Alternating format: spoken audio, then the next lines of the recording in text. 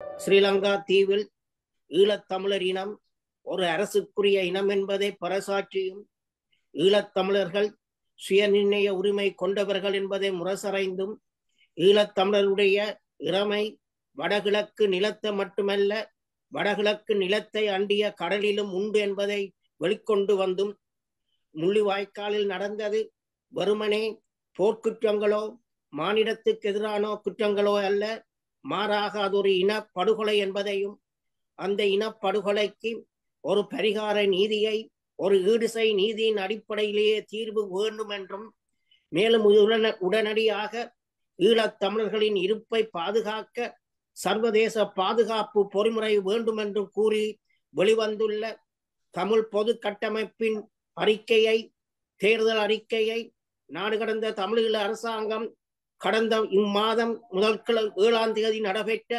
அரசவை கூட்டத்தில் ஏகமனதாக வரவேற்றிருந்தது. மேலும் தற்போதைய இந்த பொது கட்டமைப்பும் தமிழ் பொது வேட்பாளரும் தமிழுடைய தேசிய இன பிரச்சனை ஒரு சர்வஜன கண்காணிப்பின் கீழ் ஒரு பொது வாக்கெடுப்பின் கீழ் நடத்தப்பட வேண்டும் என்ற நிலைப்பாட்டுக்கும் அதன் செயல் முனைப்புக்கும் வலு சேர்ப்பதாகவே நாம் கருதுகின்றோம். எங்களுடைய அரசியல் ஒரு விடுதலை அரசியல். விடுதலை அரசியல் சிங்களத்தின் தேர்தல் அரசியலுடன் கரைந்து போகாமல் பாதுகாக்க வேண்டிய பொறுப்பு அனைவருக்கும் உண்டு. ஒரு தேர்தல் அரசியல் என்பது ஒரு ஜனநாயக நாட்டில் தேர்தல் அரசியல் மூலம் உரிமைகளை பெற்றுக் கொள்ளலாம்.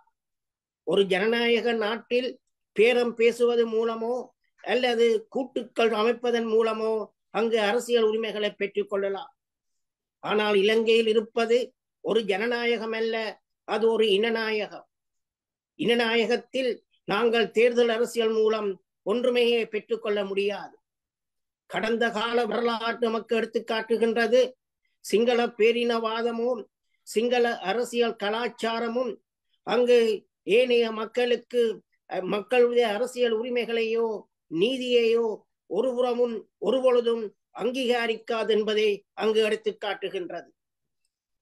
அமெரிக்க பேராசிரியர் டொனால்ட் ஹொரோவிட்ஸ் டெமோக்ரசி இன் டிவைடட் சொசைட்டி என்ற ஒரு கட்டுரையில் எவ்வாறு ஒரு நாட்டில் பெரும்பான்மையினர் தங்கள் அதிகாரத்தின் மூலமும் தங்கள் பெரும்பான்மையின் மூலமும் ஏனைய மக்களுக்கு உரிமைகளை கொடுக்காமல் இருக்கின்றார்கள் என்பதற்கு ஸ்ரீலங்காவை ஒரு உதாரணமாக எடுத்து காட்டியிருக்கின்றார்.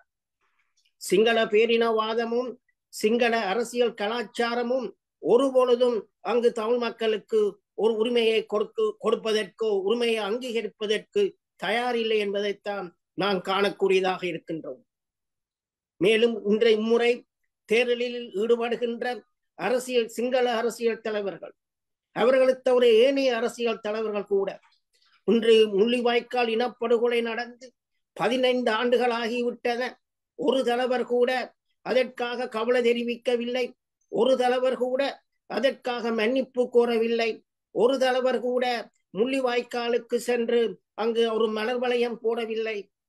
என்று சிங்கள பௌத்த பிக்குகள் முன்னால் சென்று அமர்ந்து அடிபணிந்து தானம் கொடுப்பவர்கள் என்று எங்கள் தாய்மார்கள் 2000 ஆண்டுகளுக்கு நாட்களுக்கு மேலாக அங்கு தங்கள் மகள்மாரை தேடிக்கொண்டு நிற்கின்றார்கள். அங்கு சென்று ஒரு கிளாஸ் தண்ணீர் கூட கொடுக்கவில்லை. இந்த சமயத்தில் ஒபாமா ஜப்பானுக்கு சென்ற பொழுது அவர் ஹிரோஷிமாவில் அமெரிக்கா அணுகுண்டு போட்டு இறந்த மக்களுக்காக அங்கு ஒரு மலர் வளையம் செலுத்தினார். ஆனால் அவ்வாறான ஒரு அரசியல் கலாச்சாரம் அரசியல் பண்பாடு ஸ்ரீலங்காவிலேயோ சிங்கள தலைவர்களிடையோ இல்லை என்பதை நாம் மனதில் நிறுத்திக் கொள்ள வேண்டும். எனவே இந்த தேர்தலை நாங்கள் எப்பொழுதும் எங்களுடைய ஈழ விடுதலைக்கு ஒரு கருவியாக ஒரு உத்தியாகத்தான் நாம் இதனை பாவிக்க வேண்டும். தமிழீழ விடுதலை புலிகள் அவ்வாறான ஒரு நிலப்பாட்டைத்தான் எடுத்திருந்தார்கள். அவர்கள் 2004ஆம் ஆண்டு தமிழ் டிஎன்ஏயை உருவாக்கிய பொழுது அதனை உருவாக்கியதன் முக்கிய நோக்கம் உலகத்துக்கு தமிழீழ விடுதலை புலிகளே தமிழ் மக்களின் ஏக பிரதிநிதிகள் என்ற செய்தியை அறிவிப்பதற்காகவே அதனை அவர்கள் உருவாக்கினார்கள். 2005ஆம் ஆண்டு ஜனாதிபதி தேர்தலை பகிஷ்கரித்ததன் காரணம் அன்று தமிழீழ விடுதலை புலிகளுக்கு எதிராக ஒரு சதி வலையை, சர்வதேச சதி வலையை செய்து கொண்டிருந்த ரணில் விக்ரமசிங்க ஆட்சிக்கு வரக்கூடாது என்பதற்காகவே தமிழீழ விடுதலை புலிகள் அன்று அந்த தேர்தலை பகிஷ்கரித்தார்கள். அவர்கள் தமிழருக்கு டிஎன்ஏ உருவாக்கியதன் நோக்கம் சிங்களத்துடன் பேரம் பேசி அரசியல் உரிமைகளை வென்றெடுப்பதற்காக அல்ல, மாறாக போராட்டத்துக்கு ஒரு கருவியாகவே அதனை பாவித்தார். எனவே அந்த வகையில் நாங்கள் எங்களுக்கு கிடைக்கின்ற ஒவ்வொரு சந்தர்ப்பத்தையும் ஒவ்வொன்றையும் நாங்கள் ஈழ விடுதலைக்கு ஒரு கருவியாக, ஒரு உத்தியாக நாங்கள் பாவிக்க வேண்டும். அந்த வகையில் தான் இந்த தமிழ் பொது வேட்பாளரை நாம் காணுகின்றோம். மேலும் தமிழ் பொது வேட்பாளர் இன்றைக்கு தாயகத்தில் ஒரு திரட்சியை கொண்டு வந்திருக்கின்றது. தாயக மக்கள் திரளுவதற்கான ஒரு மையமாக இந்த பொது வேட்பாளர் அமைகின்றார். மேலும் பொது வேட்பாளர் புலத்தில் உள்ள அமைப்புகள் யாவும் ஒன்றாக திரண்டு ஒன்றாக இணைந்து பணி செய்யும் ஒரு மையமாக மாறி இருக்கின்றது. இந்த தமிழ் பொது வேட்பாளர் தாயகத்தையும் புலத்தையும் இணைக்கின்ற ஒரு மையமாக இருக்கின்றது. இந்த பொது வேட்பாளர் தாயகத்தையும் புலத்தையும் தமிழகத்தையும் இன்று நடந்து கொண்டிருக்கின்ற இந்த கருத்தாடல் எடுத்து காட்டுகின்றது. அது தாயகத்தையும் புலத்தையும் தமிழகத்தையும் இணைக்கும் ஒரு மையமாக மாறிக்கொண்டிருக்கின்றது. ஆனால் இதனை நாங்கள் மேலும் விரிவுபடுத்த வேண்டும். மையத்துடன் மட்டும் நின்று விடாமல் இந்த மையத்திற்கு அடுத்த கட்டமாக ஒரு பொறிமுறையை நாங்கள் உருவாக்க வேண்டும். எவ்வாறு நாங்கள் தாயகம், புலம், தமிழகம், உலகத் தமிழர்களை இணைத்து ஒரு உலகத் தமிழ் பேரியக்கத்தை எவ்வாறு நாங்கள் உருவாக்க வேண்டும் என்பதற்கான செயற்பாடுகளை நாங்கள் முன்னெடுக்க வேண்டும். இன்று நாங்கள் போராடுவது ஒரு நாட்டினை அமைப்பதற்கு, சர்வதேச பரப்பில் ஒரு புதிய நாட்டினை உருவாக்குவதற்கு நாங்கள் போராடி வருகின்றோம். இது ஒரு உள்நாட்டு பிரச்சனை அல்ல, இது ஒரு சர்வதேச பிரச்சனை, சர்வதேச அரசியல். சர்வதேச அரசியலில் நாங்கள் காத்திரமாக பங்கெடுக்க வேண்டுமாயின் நாங்கள் ஒரு பலமிக்க தரப்பாக வேண்டும். எங்களிடம் இன்று என்ன பலம் இருக்கின்ற பலர் கேட்கின்றார்கள். இன்று எங்களிடம் ஆயுத பலம் இல்லை, ஆனால் ஒரு பலத்தின் பல கூறுகளை நாங்கள் கொண்டிருக்கின்றோம். எங்களுடைய தமிழீழ கோரிக்கையின் தார்மீக பலம், எங்களுடைய தமிழீழ கோரிக்கையின் சட்ட வலு, உலக சிவில் நிர்வாகம், சிவில் அமைப்புகளின் ஆதரவு, பறந்து வாழும் உலகெங்கும் வாழும் தமிழ் மக்களின் பலம், குறிப்பாக உலகெங்கும் வாழும் தமிழ் மக்களின் பொருளாதார பலம், மேலும் பாதிக்கப்பட்டவர்கள் என்ற நிலைப்பாடு, விக்கும் கூட என்ற நிலப்பாடு எங்களுக்கு தருகின்ற பலம்.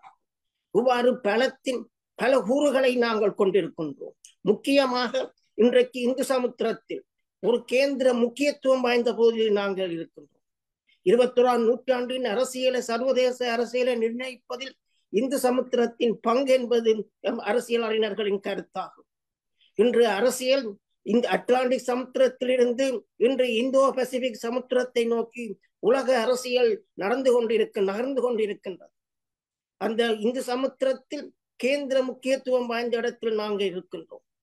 அந்த எங்களுடைய பூகோள இருப்பிடத்தை எவ்வாறு ஒரு அரசியல் பலமாக்குவது என்பது எங்கள் முன்னே உள்ள கேள்வியாகும். அதற்கான வேலை திட்டங்களில் நாம் ஈடுபட வேண்டும். இன்றைய வந்திருக்கின்ற இந்த அறிக்கை, தேர்தல் விஞ்ஞாபன அறிக்கை, தாயகத்தின் நிலத்தில் மட்டுமல்ல கடலிலும் எங்களுக்கு இறமை உண்டு என்பதை வெளிப்படுவென்றே பறைசாட்டி இருக்கின்றார்கள். தமிழீழ விடுதலை புலிகள் தமிழுடைய இறமையை கடலிலும் பிரயோகித்திருந்தார்கள். மேலும் தமிழீழ விடுதலை புலிகளால் உருவாக்கப்பட்ட இடைக்கால தன்னாட்சி அதிகார சபை வரவிலும் கடலிலும் எங்கள் இறமையை அங்கு உறுதி செய்யப்பட்டிருக்கின்றது. எனவே அந்த வகையில் இந்த பொது வேட்பாளருடைய அறிக்கை, அவர்கள் இந்த பொது வேட்பாளர் என்ற இந்த கருத்தே மக்களை ஒன்று திரட்டும் ஒரு காரணியாக, ஒரு மையமாக அமைந்ததை நாங்கள் பார்க்கின்றோம், வரவேற்கின்றோம். இதனை அடிப்படையாக கொண்டு அடுத்த கட்டத்தை நோக்கி நாங்கள் நகர்வோம். தமிழரின் தலைவிதி தமிழரின் கையில், தமிழரின் தாகம் தமிழீழத்தாயம். டிவிஐ யூடியூப் சேனலில் இணைந்திருக்கும் நேர்கள் அனைவருக்கும் எமது நன்றி. எமது காணொளி தொகுப்புகளை தொடர்ந்து நீங்கள் பார்வையிடுவதற்கு கீழிருக்கின்ற பெல் பட்டனை அழுத்துவதனூடாக நோட்டிபிகேஷனில் பல காணொளி தொகுப்புகள் உடனுக்குடன் உங்களை வந்து சேரும். அருகில் இருக்கின்ற முக்கிய காணொளி தொகுப்புகளையும் பார்வையிட தவறாதீர்கள்.